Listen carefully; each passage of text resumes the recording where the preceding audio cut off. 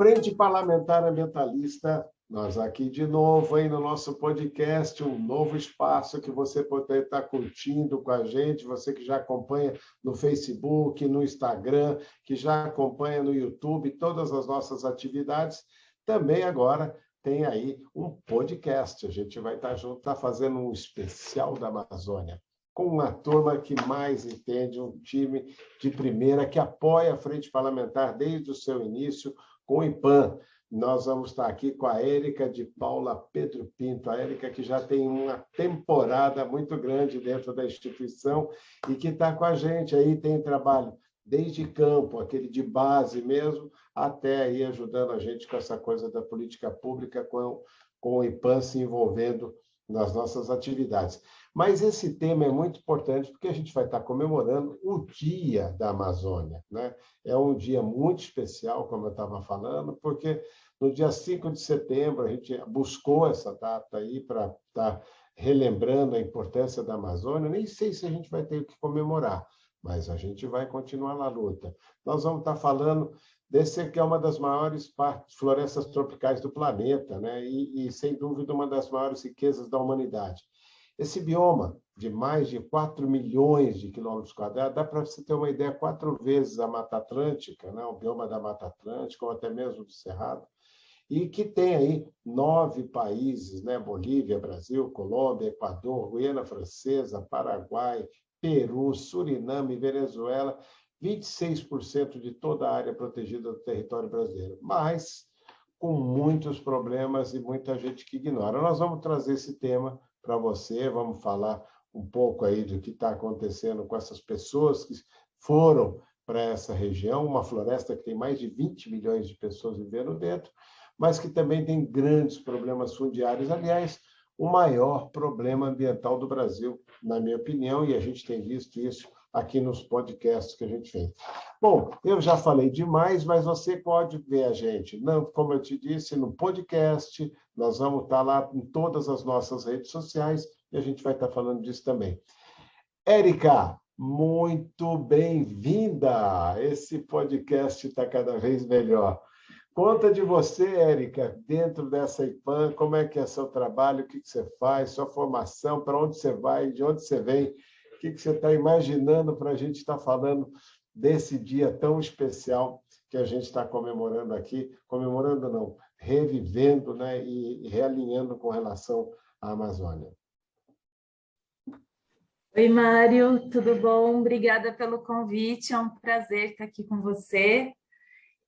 Bom, eu trabalho no Instituto de Pesquisa Ambiental da Amazônia, já há 18 anos, como a gente tinha falado.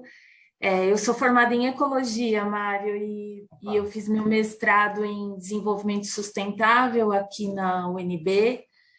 Muito na agenda, minha experiência, meu lugar de defesa da pauta ambiental vem muito da realidade da agricultura familiar na Amazônia. Legal. E aí eu tive o privilégio de, por muitos anos, praticamente desde que eu entrei no IPAM, trabalhar com essa realidade, principalmente lá no estado do Pará, região da Transamazônica, e aí alinhando a questão climática com conservação florestal, pagamento por serviços ambientais e outros incentivos econômicos para a gente estimular uma mudança para um novo modelo de desenvolvimento, né, nesses territórios. Assim, bem resumidamente, é um pouco da minha trajetória.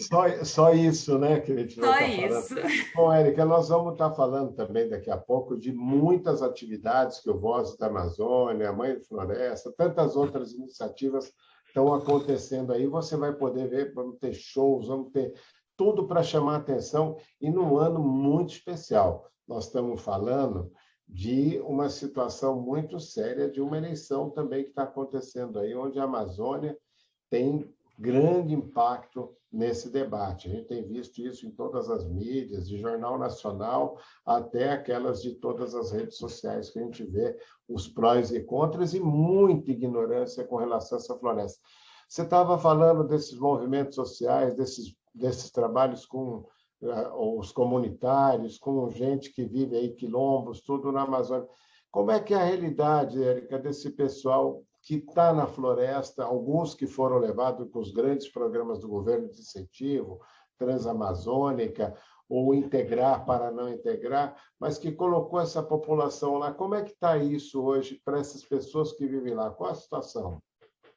É bom você tocar nesse assunto, porque a questão ambiental, ela não pode andar desalinhada a outras questões, como acesso a uma saúde, um serviço de saúde, educação, a questão até da água. As pessoas acham que porque a Amazônia, a água está disponível para todos.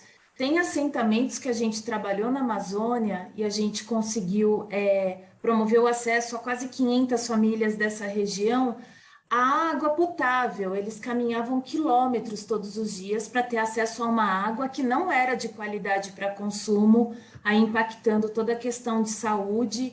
Então, se a gente não tratar dessas questões estruturais, estradas, saúde, educação, para as pessoas viverem com dignidade nessas áreas que foram entregues, mas todo o resto das políticas públicas que teriam que ter sido alinhadas e efetivamente implementadas para elas viverem com dignidade e assim a gente trabalhar a pauta ambiental junto, elas não foram feitas, elas ficaram abandonadas naquele cenário.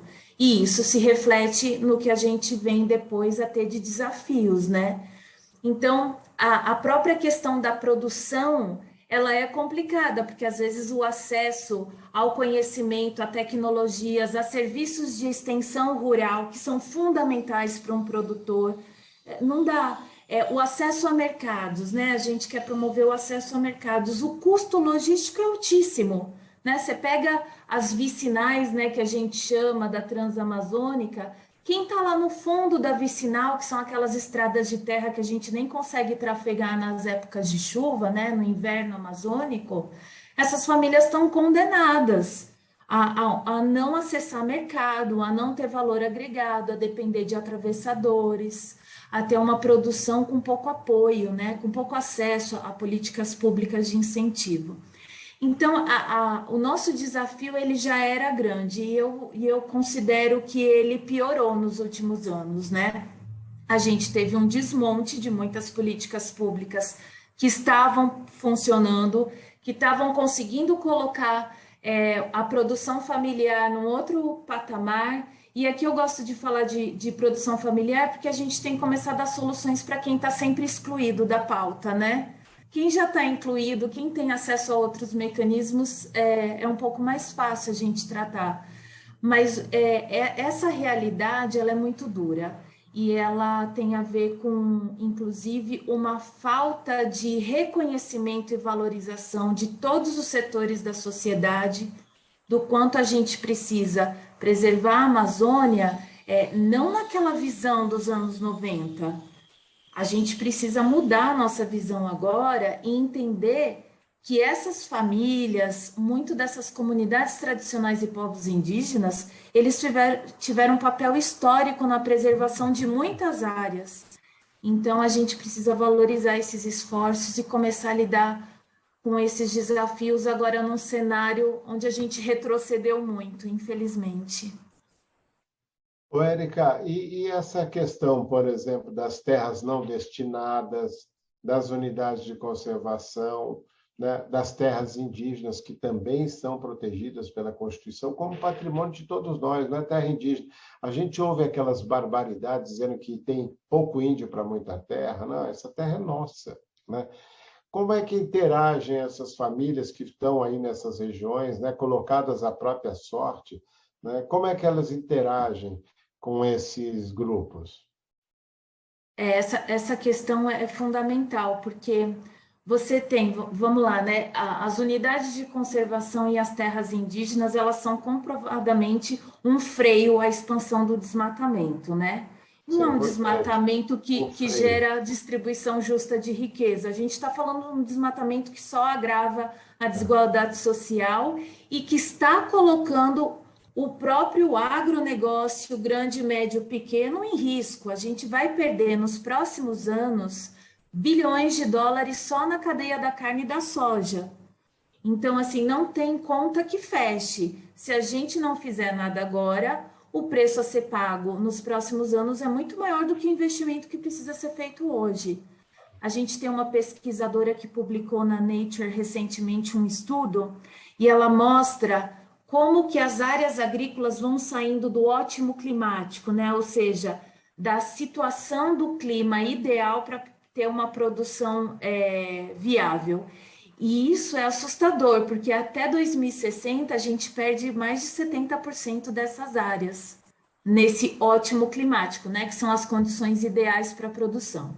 Então, o risco é claro, as perdas econômicas estão contabilizadas e essas áreas, elas são um amortecedor, vamos dizer assim, dessa expansão, né? Tem sido, só que as ameaças estão aumentando.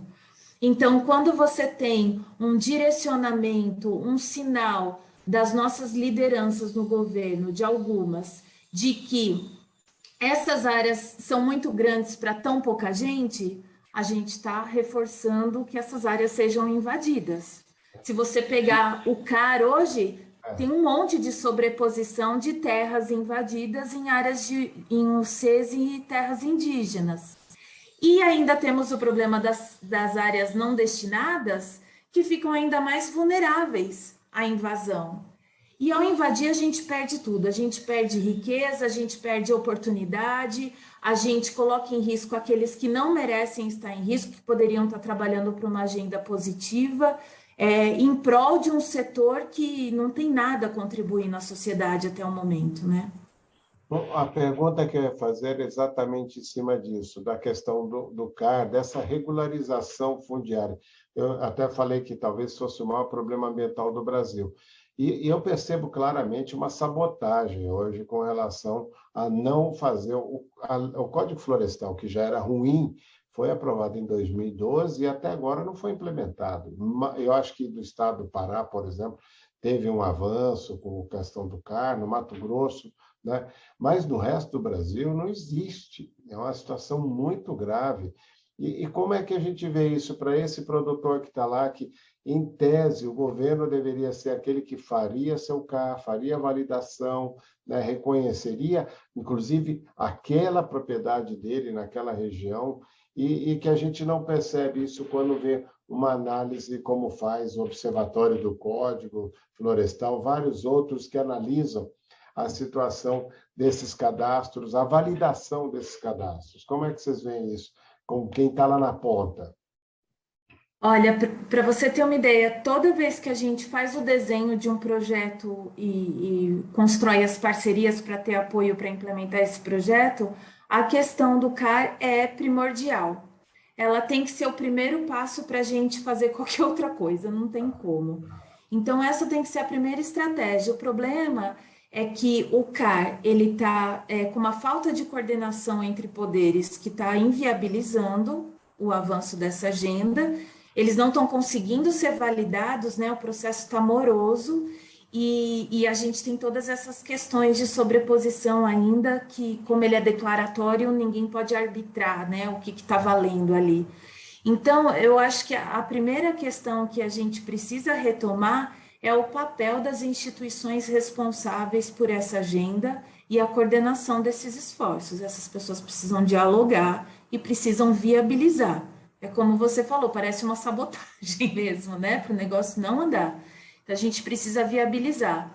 Uma outra questão que eu acho importante é a gente começar a fazer o link dos incentivos que a gente tem, seja crédito, seja qualquer outro incentivo, a comprovação de que aquela propriedade está fazendo esforços ou para manter floresta em pé ou para recuperar área degradada. Então, aí que eu defendo muito essa agenda do PSA, não como uma agenda que vai resolver tudo sozinha, mas que vai complementar os esforços, né? A gente chegou uns anos atrás, Mário, num ponto de falar, bom, a gente investiu muito em comando e controle, está ótimo, agora a gente precisa dar uma investida nas políticas de incentivo. E agora a gente precisa, além de retomar as ações de comando e controle, a gente precisa investir no incentivo. Por quê? Quando você está lá no chão, Mário, e aí eu posso dizer isso com um pouco mais de propriedade, você sente que aqueles que fazem corretamente, eles estão desestimulados. Então, a gente precisa inverter essa lógica. A gente, sim, precisa punir quem faz errado, mas a gente também precisa incentivar quem faz certo para que ele seja um agente multiplicador de boas práticas. E é isso que também a gente demorou 14 anos para ter a Política Nacional de Pagamento por Serviços Ambientais. Assim, é urgente que a gente regulamente essa lei e dê um norte para essa agenda, ela consiga aterrissar no chão, né? Eu fico pensando, né, quando eu vejo você falando de quem está lá no chão, todo o esforço que a gente viu, porque o pessoal que está tirando madeira de forma irregular, né, nós hoje estamos aqui concentrados nessa questão dessa população que não é a que tira madeira para explorar de forma criminosa, que não faz a pecuária criminosa, que não ocupa a terra de forma criminosa, porque nós estamos falando de um terreno onde o crime está compensando. Talvez isso desestimule realmente todos aqueles que queiram fazer corretamente, porque ele vê do lado o cara fazendo errado, não sendo multado. Ele que foi lá, tirou uma pequena coisinha, é multado, é pressionado, é cobrado a fazer certo, é cobrado o seu carro, e do grande, do especulador, não tem nada disso. Então, realmente fica difícil. Tá? Chamar de novo o comando e controle é um grande retrocesso, é sinal que isso se perdeu, né? E você não tem uma política pública. Eu estava discutindo há algum tempo atrás, dentro do Congresso Nacional, lá com a Frente Parlamentar Ambientalista, a questão de ter uma lei para a Amazônia, como tem na Mata Atlântica, né? O primeiro reconhecimento, por exemplo, de agricultura familiar está na lei da Mata Atlântica, depois teve a lei da agricultura familiar, a definição, né, de uma lei que dizia que pode ter o uso e a proteção. Como é que você veria assim, uma possibilidade de ter uma legislação onde esses que estão aí tivessem garantias? Porque a minha preocupação com o Código Florestal, além de ser sabotado, e eu tenho certeza disso, que quando a gente traz aqui, olhando a realidade, está comprovado, né? Eu fico imaginando de não ter, o Código Florestal não pode ser o mesmo que tem para a Amazônia e para o Rio Grande do Sul, né? Uma coisa assim. Como é que você veria um marco legal, vamos dizer assim, para os tipos de florestas que a gente tem, essas áreas que são as áreas que são nossas, não são terras públicas, né? Terras indígenas, tudo isso. Como é que você veria um marco legal para a Amazônia, para ser lançado, talvez, nesse momento que a gente está falando de uma Amazônia tão devastada como está, num desgoverno como esse? Olha, Mari, eu acho fundamental. Acho que quanto mais macro, mais a gente corre o risco de homogeneizar situações muito diferentes e peculiares. E isso acaba perdendo eficiência quando você aterriza as políticas no chão, né? Mesmo dentro da Amazônia, eu costumo falar que a gente tem tantas Amazônias, tantas agriculturas familiares diferentes, com perfil diferente, com vocação diferente, com oportunidades locais diferentes, né? Quando eu vejo a discussão sobre vamos dar escalabilidade às ações, não é em todo lugar que dá para ganhar escala. Se você investir numa escala em alguns lugares, primeiro que é inviável porque o custo é altíssimo, né, logístico. Outra, você quebra o modo de vida local. Em atendimento ao mercado, que nem sempre está atento à valorização cultural, à dinâmica daquela população. Então, eu acho que isso talvez traga para o debate a importância da gente tomar certos cuidados nas nossas narrativas que acabam generalizando as soluções e aí continuam, de novo, excluindo aqueles que historicamente já estão marginalizados, né? Porque como incluir essas populações mais distantes, o que você tem que trabalhar? A gente fez um estudo uns anos atrás fantástico, um estudo simples, mas que mostrava claramente que para várias comunidades a solução eram as cadeias curtas de comercialização, eram as feiras, era o contato direto com o consumidor. Essa era a lógica ali que fazia sentido. Então, é esse tipo de coisa que eu acho que quando a gente puder discutir um marco legal para a Amazônia, a gente vai conseguir se debruçar. Senão fica tudo nesse grande macro e só uma diferenciação de bioma, realmente, eu acho que é um risco. A gente acaba generalizando coisas que não podem ser generalizadas. A receita, a solução, ela tem que ser diferente, né? Ela tem que pegar ingredientes diferentes dependendo do contexto. Então, eu vejo de uma forma muito positiva. Eu acho que pelo menos vai nos provocar a fazer essa discussão, né? E parar de, em algumas agendas, continuar perpetuando essa exclusão social. Legal. E o que que você consideraria aí, né? Eu acho que essa resposta para a gente é muito importante, porque eu acho que todos os biomas têm que ter isso, inclusive a PEC do Cerrado e da Caatinga, que a gente não fez, que foi um desastre não ter colocado lá na Constituição como bioma, como patrimônio nacional, né? A Amazônia é um patrimônio, foi colocado ali Pantanal, Amazônia, Mata Atlântica, colocado até Serra do Mar, que não era bioma, e que a gente não viu, por exemplo, isso se escalar, ou como você falou, ter características próprias, né, do lugar, porque daí sim você vai trabalhar. Eu queria perguntar algumas coisas que eu acho que tem nessa coisa de achar a Amazônia como uma coisa. Por exemplo, o açaí, a cadeia do açaí, agora falando do cacau, o extrativismo, como é que vocês diferenciam, como é que vocês trabalham isso nas comunidades? O açaí é um ótimo exemplo, Mário. A gente tem diferentes realidades dentro da cadeia do açaí, e quanto mais o açaí ganha visibilidade, o risco vai aumentando da gente reforçar a desigualdade social. É uma loucura isso, mas A por importância quê? que cria é como garimpo, talvez, né? Essas coisas a gente vê. Porque você tem que viabilizar uma demanda muito bem estruturada, né? Com indicadores claros do que ela vai, no final do dia, mostrar como não só uma compradora, mas o que vem junto com esse selo, né? De açaí Amazônia. É um açaí que perdeu biodiversidade na área onde foi plantado para plantar mais. E se você olha os dados, as áreas elas produzem mais em volume, mas elas perdem rentabilidade por hectare nos últimos anos, né? Você tem a questão do preço, então em alguns lugares se tem a impressão que o açaí foi valorizado, mas isso quebra o consumo local, porque ele está caro para aqueles que moram na região, e aí traz o debate da segurança nutricional local. Então, tem várias coisas aí, tem a questão do açaí para terra firme, para ficar mais mais próximo dos mercados consumidores, e aí como fica o açaí de várzea, geração de renda nessas áreas. Então, tem várias questões aí nas cadeias produtivas, e aí com destaque para sociobio, que a gente tem que se atentar, e aí tem que ir para o campo mesmo, sabe?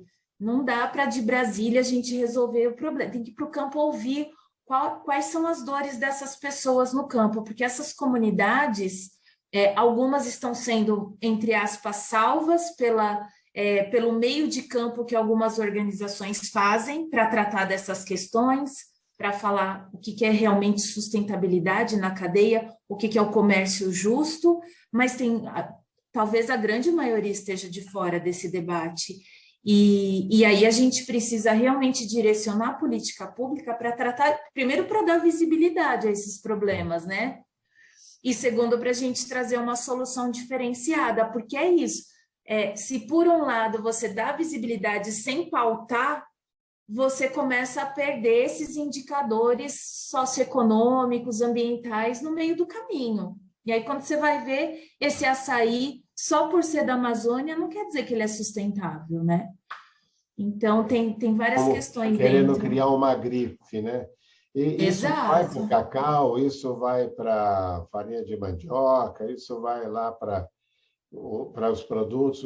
Quais os outros produtos que hoje estão tendo aí algum impacto econômico e também, eu acho que mais do que o impacto econômico, você falou muito bem, a hora que você começa a dar essa escala quase industrial para essa produção, ela começa também a ser excludente, né? O que era uma marca, uma história daquela região passa a ser excluído. É impressionante isso que você traz, esse dado. O cara que está lá, viveu disso, que agora teria uma oportunidade, acaba sendo tragado por um mercado que é cada vez mais perverso, né? Porque ele muda de lugar, ganha selo, mas não tem retorno, isso. Quais seriam esses outros produtos que você acha que tem escala e que tem vindo? Tem a questão do cacau que você falou também. A gente fez também uns anos atrás um diagnóstico rápido para entender um pouco dos desafios, e aí vem a questão do acesso a incentivos, né, para estruturar a cadeia, para ter locais adequados de armazenamento. Tinha cooperativa de cacau orgânico certificado que na entre safra vendia no mesmo preço do cacau normal, porque não tinha como investir no armazenamento daquela amêndoa. Isso. Então, esse problema estrutural, ele é muito grande também, né? Não é só a cadeia funcionando, assim, por trás da cadeia funcionando, tem toda uma infraestrutura que ainda está precisando de muito apoio. E eu vejo que é uma dificuldade de acesso a crédito, a empréstimos. A gente precisa pensar em arranjos financeiros mais eficientes e não tão burocratizados, que também estejam alinhados à questão ambiental. Quer dizer, você restaura uma área de pasto degradado, com sistema agroflorestal consorciado com outras espécies, por que não alguma vantagem ou no preço do produto ou no desconto desse crédito pelo serviço ambiental que você está gerando ali? É incorporação de carbono na biomassa, transformação completa da área com mais biodiversidade no solo, inclusive, né? Melhoria da qualidade das águas, dependendo da área onde você está fazendo esse restauro. Então, assim, tem um ciclo de soluções aí que, se a gente consegue fazer uma conexão entre eles e colocar o setor privado a serviço dessas questões, e eu acho que o interesse do setor privado está aumentando também para lidar com essa agenda, a gente consegue resolver tanto a parte ambiental quanto social, né, socioeconômica, assim, porque aí o cara está estimulado, ele ganha mais, o valor está agregado, né? A questão é essa, a nossa economia, ela não internaliza um benefício ambiental e ela também não cobra o impacto negativo que aquilo gera. Essa lógica precisa mudar completamente, né? E aí eu fico pensando, né? Vocês fazem um trabalho muito científico também com relação à IPAM, e essa história, para não dizer que a gente não falou de biodiversidade, né? Como é que fica, por exemplo, a questão de bioeconomia, que se fala tanto, ou Amazônia 4.0, essas conversas que a gente tem ouvido? Isso reflete também, por exemplo, a quem tem que deixar 80% de proteção na sua propriedade. Como é que isso reflete? Essa bioeconomia ou essa floresta, essa biodiversidade está garantido? Eu sei que, do ponto de vista das produções dessas comunidades tradicionais, dessa pequena agricultura, ela garante, com certeza, uma biodiversidade. Mas essa expansão, ela põe em risco. Como é que vocês veem isso?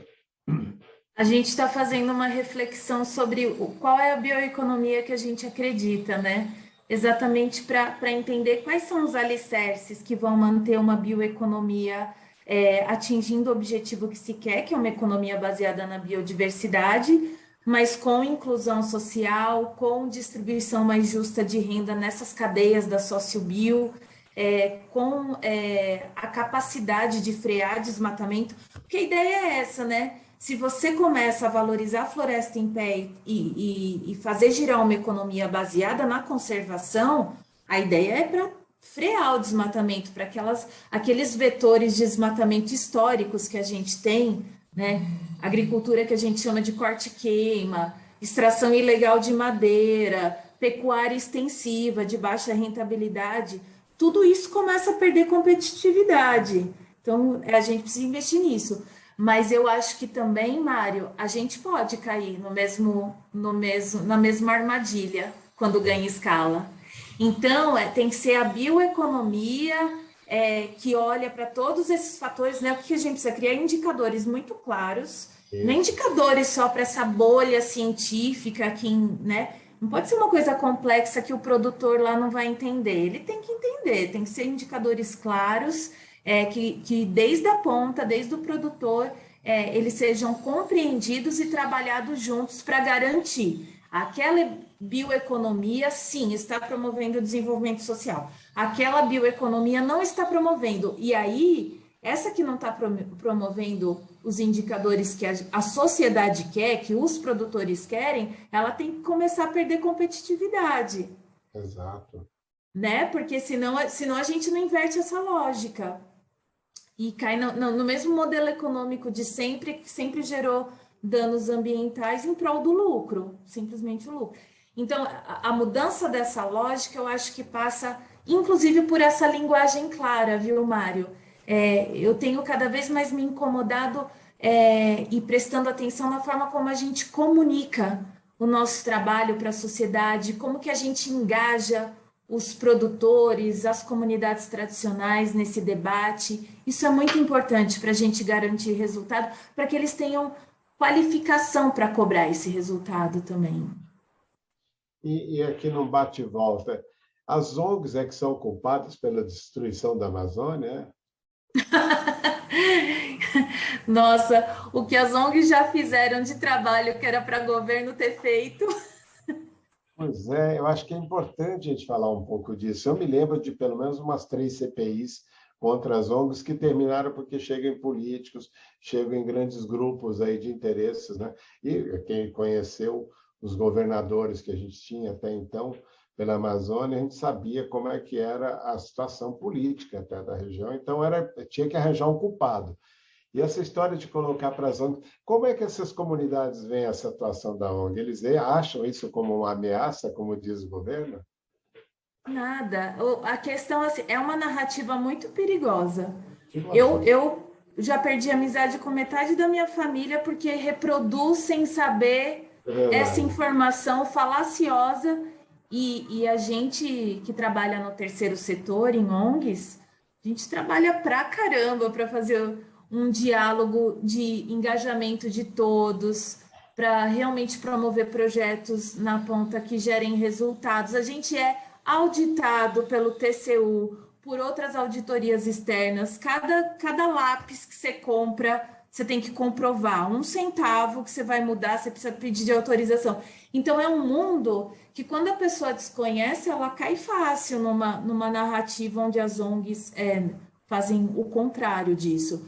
As E ONGs, até eu acho aquela que história, o interesse internacional na Amazônia. Pô, a gente já viu que na Colômbia nem Estados Unidos conseguiu combater numa área menor do que um acre, né? O narcotráfico, e aí você fala como se fosse assim, o tomado de interesses internacionais, o IPAN, a SOS Mata Atlântica, o ISA, sei lá, a própria FAS, qualquer uma dessas organizações que trabalha aí, Amazon, não tem nada de interesse internacional. São pessoas que viram que o poder público não faz política, não garante que haja isso, e se não tivesse essa nossa pressão, teria sido talvez muito pior, porque a gente hoje aqui traz aí com map biomas, informações, e aí você fica vendo o cara botando culpa no satélite do INPE que não funciona, e nas ONGs. É muito cruel isso, né, para a gente que trabalha. Isso é método, né, Mário? É método. O método adotado, principalmente no cenário atual onde a gente está,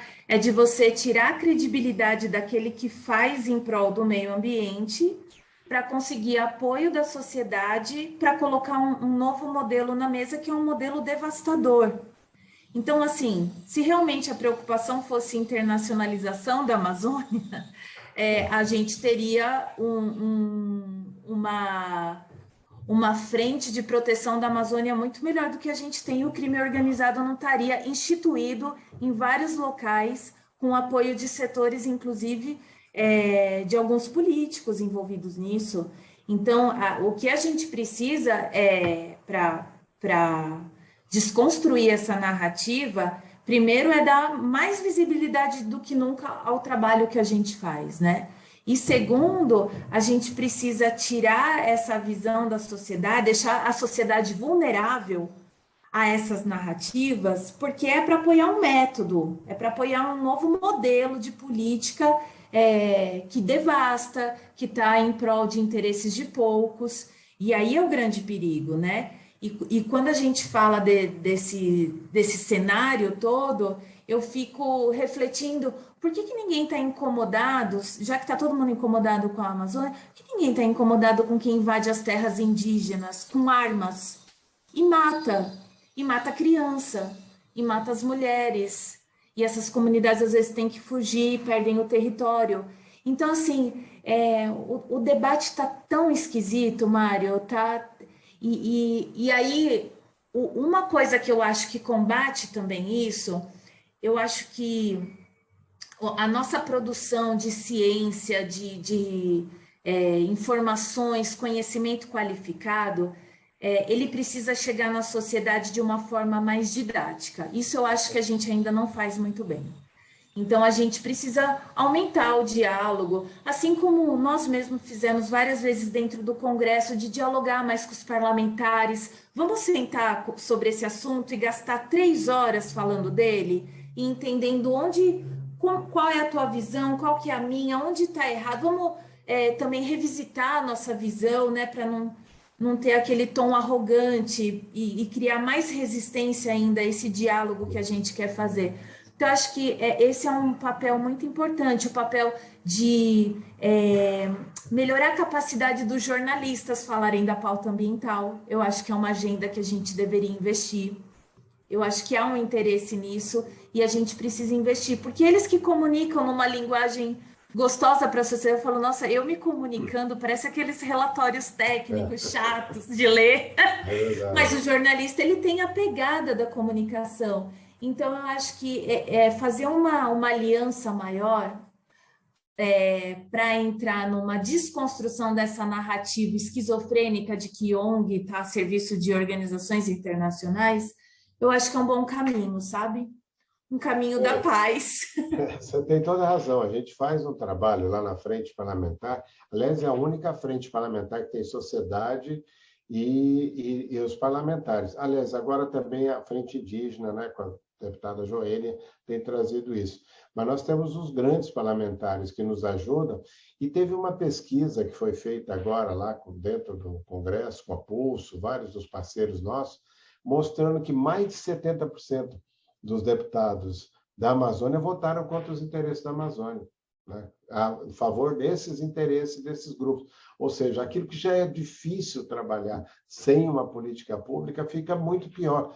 E pior ainda quando você vê um Salles da vida querendo sequestrar a Amazônia e pedir resgate, como ele fez. A gente estava lá em Madrid, na COP, a gente viu isso, né? E aí o Fundo Amazônia é paralisado, né? E como é que as ONGs usam, vem dinheiro? É dinheiro de interesses internacionais contra a Amazônia que financiam a gente?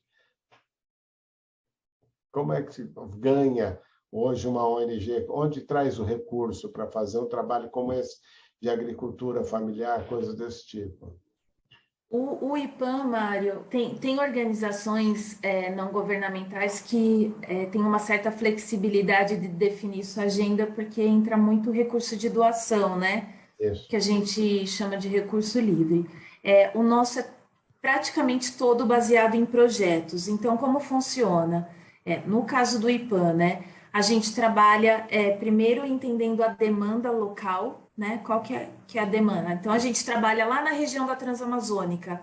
Qual é a demanda local agora? Bom, agora a gente precisa entender melhor como que funciona a cadeia do cacau e do açaí, isso é uma realidade atual, inclusive, porque a gente tem poucos dados, esses dados não estão dialogando, a gente precisa entender melhor para discutir com o governo do estado políticas públicas para essas duas cadeias. Então, como que funciona? A gente desenha esse projeto com os parceiros locais e a gente busca recursos ou de cooperação internacional, pode ser editais públicos também, né? O Ministério do Meio Ambiente tem o Fundo Nacional do Meio Ambiente, eu já trabalhei com recursos do antigo Ministério do Desenvolvimento Social, do Programa Água para Todos, tem também, às vezes, parcerias com empresas, a diretoria de sustentabilidade, por exemplo, da Cargill, quer trabalhar um SAF, que é restauro com SAFs de cacau, né? Então, tem várias, essas são as fontes mais comuns, né? Recurso público, às vezes do governo estadual, às vezes do governo federal, cooperação internacional, aí no caso do Fundo Amazônia foi Noruega e Alemanha que colocaram um maior volume de recurso, e tem também parcerias com empresas Eu acho que está aumentando agora um pouco mais do que era antes. Antes era raro.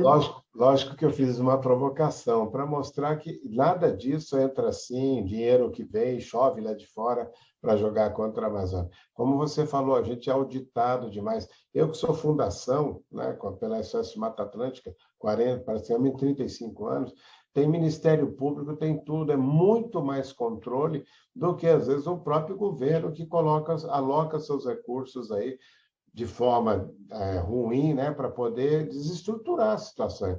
A gente estava vendo hoje dados de que aumentou em 600% armas no norte do Brasil. Isso pode ser num lugar onde a gente já tem conflitos terríveis por terra, onde não se descobre quem é o mandante. Olha, Dorothy Stang, tantos outros aí. E se descobre também não acontece nada, né? Então, numa situação como essa, isso pode se desestruturar muito mais ainda. O governo tirou o comando e controle, acabou com tudo que era questão de Amazônia, culpou as ONGs e a gente continua vendo que isso está morro abaixo. Então, dá para comemorar alguma coisa no Dia da Amazônia esse ano ou é para a gente renovar a nossa capacidade de luta e de resistência? Olha, Mário, eu acho que é para renovar nossa capacidade. Eu acho que quando a gente está num cenário de caos, o que acontece é que a gente fortalece nossas alianças. Então, eu acho que a gente tem feito isso muito bem, né? Reforçado essas alianças. O que a gente recentemente pôde comemorar, né? Como você viu, foi a conquista da Política Nacional de Pagamento por Serviços Ambientais. Isso eu acho que foi um ganho, e foi um ganho muito devido à atuação de alguns parlamentares que compraram essa agenda, e a um diálogo muito aberto que a gente fez. Infelizmente, a gente não tem muito motivo a comemorar, não. Eu acho que a gente retrocedeu muito, eu acho que a gente vai demorar um bom tempo para lidar com esse prejuízo todo, né? Era para hoje a gente estar se preparando para ir na conferência de clima, mostrar os resultados que a gente se comprometeu lá atrás a fazer, e a gente vai estar de novo passando vergonha, né? E Como foi em Glasgow, né? Que vergonha. A presença do governo brasileiro era constrangedora. Isso para quem já foi protagonista, né? Hoje a gente está numa situação de estar ali quase defendendo o indefensável, porque o governo não tinha o que dizer. E aí tem essas iniciativas, como a gente está vendo o consórcio de governadores pelo clima, várias outras aí. Mas, por sorte, esses subnacionais, né, estão aí, de certa forma, cobrindo, né, um grande desastre que a gente está vendo com relação à Amazônia. Mas eu fico muito feliz de trazer essa discussão, porque tem coisas assim que, quando a gente fala de biodiversidade na Amazônia, então nós estamos falando hoje de um problema sério da savanização que está acontecendo na Amazônia. Nós estamos falando a questão dos rios voadores, que era um assunto que nem se falava e que a gente percebe que isso tem impacto na agricultura na região sul-sudeste, até mesmo na própria região centro-oeste, né? E nós estamos falando dessa coisa de carbono. Qual que é a realidade de carbono que o pessoal hoje está trazendo aí, que fala desmatamento evitado, alguma coisa assim? O que tem para dizer que a gente também não abordou esse tema? Bom, a discussão de carbono ela é um pouco diversificada também, né? Tem a questão do mercado de carbono aqui discutido no nível federal, que sinaliza oportunidades, mas eu acho que é um debate que ainda precisa amadurecer muito, não está bom ainda. E eu acho que carbono ele não vai ser uma solução para pequenos produtores, para produção familiar, para comunidades tradicionais e povos indígenas sozinho. Então eu tenho muito medo de mercado, a lógica de mercado, ela acabar não dialogando com essas outras lógicas que a gente falou no início da conversa, né? Eu acho que é uma pauta que a gente tem que trabalhar mais para todo mundo entender, porque a gente sabe que com essa perspectiva de valorização do carbono tem muitas propostas que talvez sejam um pouco indecentes, chegando para essas comunidades. Ainda como moeda, né, como Bitcoin, coisa desse tipo, né? É, umas coisas malucas, né? É, E com um discurso muito sedutor. Então, quem muito. não entende, acha que é uma oportunidade, né? Então, temos que tomar muito cuidado com isso. Eu acho que no nível subnacional, Mário, as discussões que foram feitas e avançaram o debate sobre rede, elas são muito interessantes. Ah, Eu legal. acho que Bem quando lembrado. a gente coloca no nível jurisdicional, né? Eu acho que tem muito a ganhar, viu, Mário? A gente consegue azeitar esses problemas. Porque, assim, carbono não paga toda a conta de um projeto de desenvolvimento sustentável num território. Ponto, né? Então, o que a gente precisa? A gente precisa captar em escala para compensar um esforço em escala e ter uma política pública que consiga permitir a distribuição justa desse recurso, que era um pouco da proposta, não sei se você lembra que a gente fez um tempo atrás, do estoque fluxo, né? Então Isso. você compensa tanto aqueles que param de desmatar, quanto aqueles que não têm desmatamento porque sempre preservaram. É. Que aí a Já gente está pode falando contar das um terras pouco. indígenas. Vamos contar um pouco de RED. O que é RED, só para quem está ouvindo a gente entender, porque isso é uma linguagem para a gente, né? O que É seria esse tal verdade. de RED? Porque hoje a gente está vendo muito. Esse talvez foi o assunto que a gente mais avançou nesse debate, mas era legal você falar um pouco dele. Tá. Eu não quero falar só o que a sigla significa, eu vou só dar um É. pouquinho de contexto, tá? Não, eu acho que é legal, é isso mesmo. Durante as negociações da agenda de clima dentro das Nações Unidas, né, que a gente chama de Conferência das Partes, muitas organizações e países tropicais, batalharam anos para que florestas entrassem na conta, quer dizer, entrassem no debate, fossem valorizadas, né? Tudo que se era pensado naquela época era mais para que implantasse floresta em área degradada ou outras áreas e para outros setores da economia, né? O Brasil, como um grande emissor via desmatamento, era um dos que batalhava para a floresta. Não todo o Brasil, não era um consenso, mas muitas organizações batalharam para que floresta entrasse na conta. Bom, a gente teve lá uma primeira proposta que chamava redução compensada do desmatamento. O que é isso? Isso. Bom, eu faço um esforço, eu defino uma meta como país, eu sou o Brasil, eu vou definir uma meta, eu vou reduzir meu desmatamento em X%, e se eu conseguir atingir essa meta, eu sou compensada por outros países por ter cumprido meu compromisso. E essa proposta foi ganhando adesão de outros países tropicais também. Em 2007, a gente tem a inclusão ainda muito tímida dessa proposta, chamando então de RED, redução de emissões por desmatamento e degradação florestal, mais. O que é esse mais da sigla RED? É você promover também manejo florestal, sequestro de Isso. carbono e a questão do manejo de boas práticas agrícolas, né? Então, você tem um pacote um pouco mais amplo, que começa ali a ser discutido, foi uma vitória, né? E aí isso começa a ganhar força nos próximos anos. A gente trabalhou muito nos estados, né? A discussão de rede, tanto que hoje vários estados com apoio do GCF têm suas estratégias, né? Suas políticas para implementação de rede, mas a gente tinha essa preocupação. Então, eu vou compensar quem reduziu o desmatamento e quem pouco desmatou na vida. Vai ficar de fora? Isso Então, mesmo. a questão do território ela é pensada para também compensar aqueles que historicamente foram, a gente chamava de guardiões da floresta, né? Que Isso. realmente mantiveram a floresta em pé. Então, faz uma redistribuição para que isso seja justo, compensado, valorizado. E foi isso que aconteceu. E essa agenda avançou. Não, foi legal você trazer essa conceituação, porque a gente estava.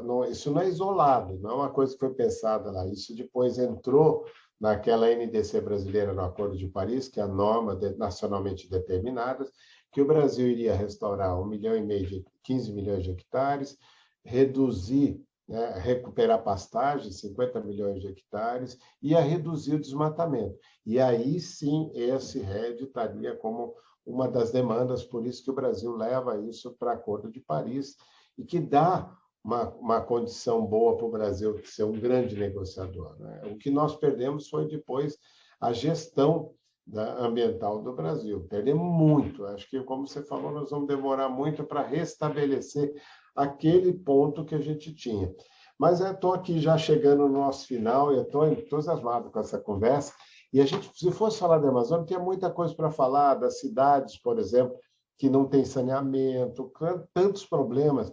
Hoje a gente focou num aspecto aqui que é dessas comunidades que estão na Amazônia, são mais de 20 milhões de pessoas vivendo na Amazônia, concentrado muito em grandes cidades e problemas tanto nas grandes cidades quanto nas pequenas, né? É uma lógica completamente diferente do país. Quem usa rio, quem usa essa infraestrutura, né, que não tem hoje para o produto ser escoado, tudo. Foi bem legal a gente contar um pouco dessa realidade. E eu acho que é essa realidade que foge um pouco, porque quando a gente olha a Amazônia, nós estamos falando em termos de tamanho, dentro do Brasil, maior do que uma Europa, né? Então, imagina, se na Europa você tem tantas áreas distintas, é a mesma coisa na Amazônia. A farinha que é feita no Pará não é a mesma que está lá no Acre, não é a mesma que está no Rio Negro, no Amazonas. São escalas que, do ponto de vista de infraestrutura, jamais seria concebido, né? Mesmo com os grandes projetos, como a gente viu, Belo Monte, Balbina, Tucuruí, sempre com grandes interesses atrás, né? E que a população jamais se beneficiou, talvez, disso, né? Você vê, Balbina não sustenta hoje o Distrito Industrial de Manaus, né? E isso ainda demanda depois trazer gás de Urucum, demanda fazer ainda termoelétrica, assim que todo mundo paga no Brasil. Então, é uma situação muito difícil. A Amazônia é muito complexa para dizer que a culpa é das ONGs, como a gente está falando aqui, ou ouvir aquelas coisas que eu ouço também, Érica, assim, mas isso é uma coisinha pequena, é coisa de ambientalista que fala com samambaia, com essas coisas. Eles não conseguem entender. Se a gente desenvolve um bom modelo, né, se é calibrado, para a gente entender como é que isso pode ganhar, né, multiplicar essas coisas, fica difícil de trabalhar. A gente tem que aprender. E é um eterno aprendizado. Eu fico muito feliz de ver assim esse tempo que você colocou da sua vida profissional, numa organização muito boa, séria, que nos ajuda, como eu falei, em Brasília, porque é isso que faz da consistência, dá um pouco de realidade, nessa coisa da concretude, para você poder falar de uma região do Brasil que é muito ímpar, que não tem nada igual. Não é no Brasil, no planeta, né? Então, esse conhecimento é importante. E que bom que a gente consegue capturar isso daqueles que estão lá, que vivem, e a gente pode, de certa forma, amplificar essas vozes, essas demandas.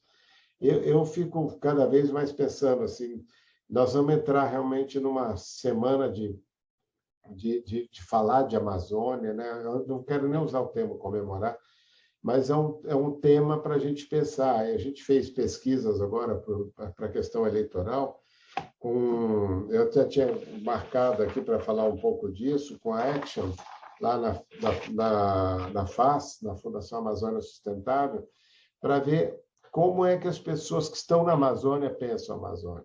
E passa muito por isso que você estava falando, né? De querer ser reconhecida, dizer, eu estou no Brasil, eu também sou parte desse país, eu preciso de política pública, eu preciso de saúde, habitação, transporte, eu preciso de a mesma coisa que todo mundo precisa, mas com as minhas peculiaridades. E elas são reconhecidas pelas pessoas que estão aí.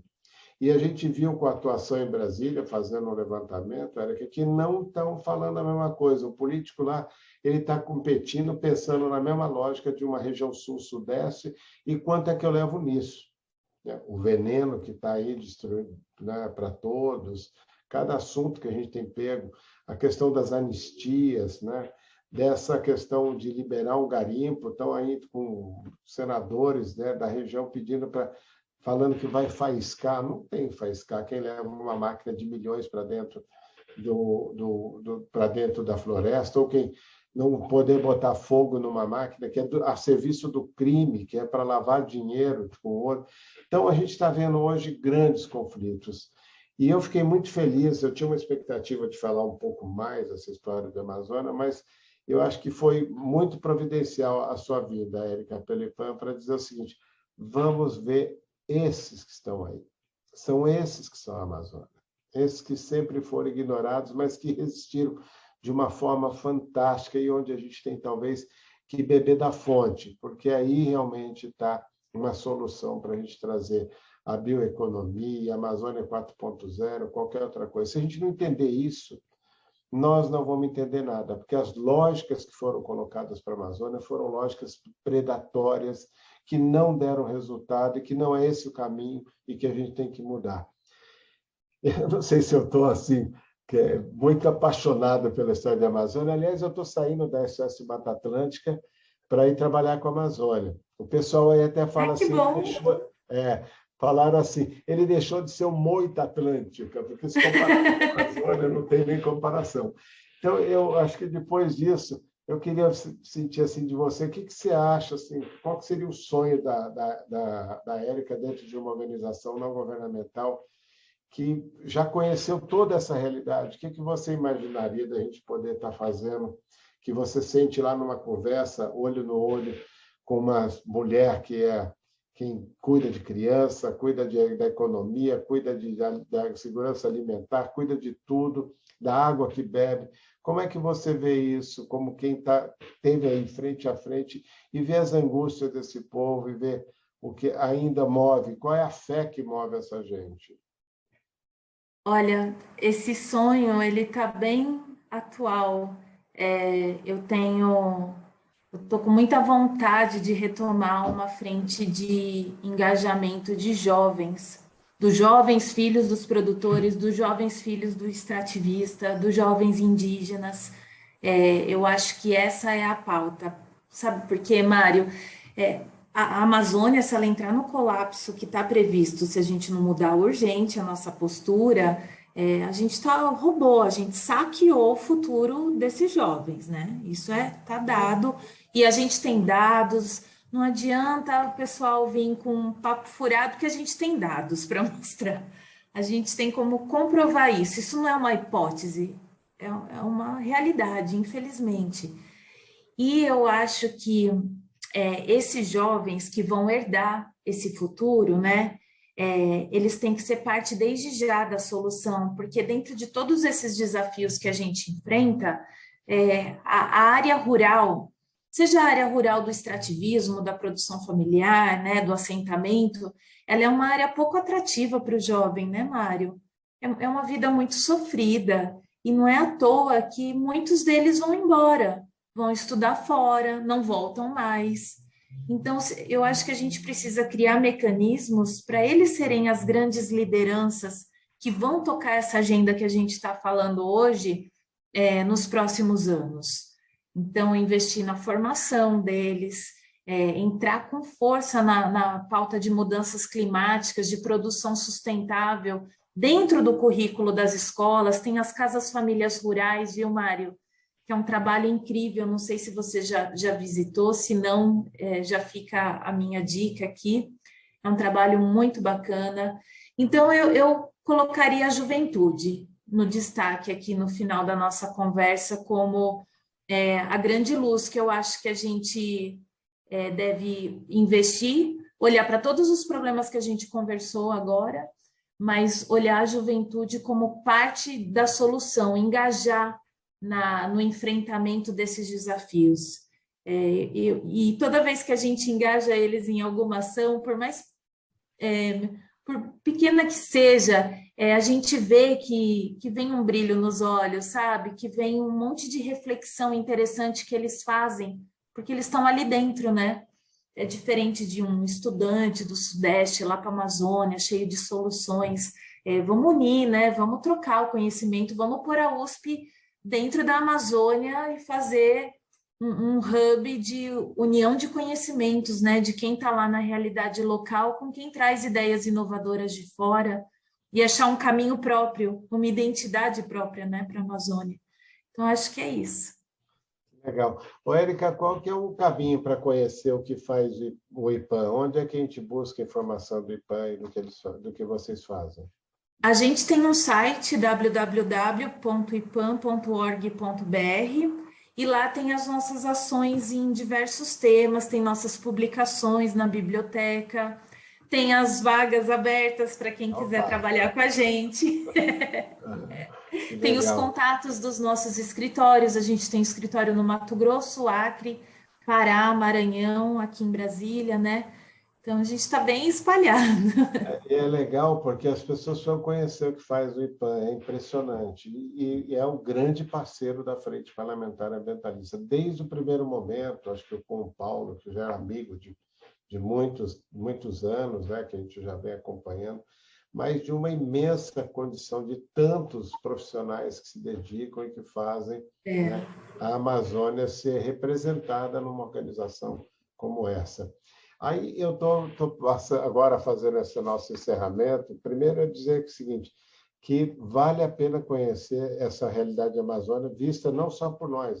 Nós hoje trazemos, né, a Amazônia para o dia a dia das nossas políticas públicas. Eu queria lembrar aqui que o Vozes da Amazônia, a Aliança pela Restauração da Amazônia, tantas outras iniciativas que a gente já tem, né, o consórcio dos governadores, todo esse pessoal está fazendo uma diferença nesse momento, quando o país perdeu a condição de gestão desse grande patrimônio da humanidade, né? E aí também uma referência muito especial, Érica, para o ICS. O ICS está aí hoje ajudando, apoiando essa mobilização do Dia da Amazônia. Você vai ver em todos as capitais fazendo uma mobilização, shows, trazendo isso em notícias na TV, com jornalistas que foram capacitados para isso. A gente viu agora um trabalho do Greenpeace trazendo as imagens dos lugares que estão sendo devastados, né? Como está acontecendo isso, levando esses jornalistas para conhecerem essa realidade, para não dizer que é coisa do Greenpeace que é contra o Brasil. O Greenpeace não é contra o Brasil. A turma que está na Amazônia, o Greenpeace no Brasil, é muito forte, é uma referência, tanto quanto o Brasil foi nesse debate sobre a questão de clima, biodiversidade, qualquer uma das coisas, porque isso não é papo de gringo, isso nasceu aqui, com a conferência lá no Rio de Janeiro, né? Um país que tem, como diz nas 4 linhas, um capítulo de meio ambiente na sua Constituição e que coloca a Amazônia como um patrimônio nosso, de cada um de nós que estamos vivendo. E como alguém não faz, quem tinha que estar fazendo, cabe a nós a responsabilidade de fazer isso com responsabilidade, com transparência, com inclusão, coisas que o governo até hoje não tem conseguido fazer. Então é isso, Érica. Eu, mais uma vez, sempre agradecendo. É demais ter uma parceria com vocês e eu fiquei muito feliz de aterrissar no tema. Eu entrei com a expectativa da gente falar no geral, mas eu acho que se a gente não tivesse tocado nesse assunto, a gente não estaria falando da real, que é a Amazônia. Então é isso aí. É verdade, Mário. Eu que agradeço. Foi uma delícia conversar com você, como sempre. Eu quero mais, isso sim. Nós Eu vamos fazer uns também. Pode papos me desses chamar ainda mais mais. vezes. Legal. Bom, e se você gostou desse conteúdo, dessas informações, né, fica ligado aí com todas as nossas redes da Frente Parlamentar Ambientalista. Toda semana aí vamos ter podcasts, vamos ter conversas que são fantásticas e que somam com aquele grande material que a gente tem lá. Você pode entrar www.frenteambientalista.org.br, você vai ver todo o nosso material, é só chamar lá Frente Ambientalista, você vai ver essa marquinha que está aí, e que a gente está aí juntando muito material, e isso vai, uma hora, a gente conseguir realmente dizer a que veio os temas ambientais no Brasil. É isso aí, minha gente. Obrigado, Érica. Que demais esse momento de estar junto. Obrigada, Mário. Vamos comemorar. Legal. Valeu, Valeu. gente. É isso aí. Apoio sempre de Isabel, de todo mundo. Obrigado. Até o próximo podcast, minha gente.